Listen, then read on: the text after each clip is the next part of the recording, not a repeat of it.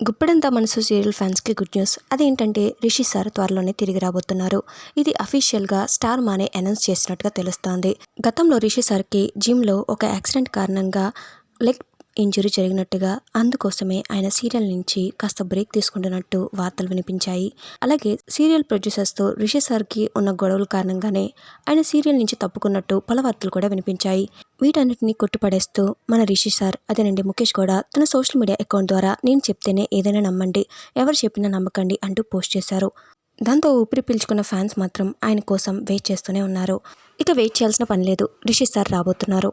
గత కొన్ని నెలలుగా రిషి సార్ లేకుండానే సాగుతున్న సీరియల్ రేటింగ్స్ తగ్గిపోవడంతో మధ్యాహ్నం స్లాట్కి మార్చారు. తిరిగి ఇప్పుడు మధ్యాహ్నం స్లాట్ నుంచి సాయంత్రం 6 గంటల సమయం స్లాట్కి మార్చినట్టుగా తెలుస్తోంది.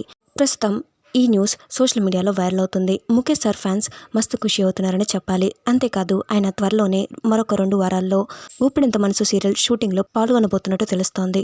ఈ వీడియోపై మీ అభిప్రాయాన్ని కామెంట్స్లో చెప్పండి. ఈ వీడియో మీకు నచ్చితే లైక్ చేయండి, షేర్ చేయండి, కామెంట్ చేయండి.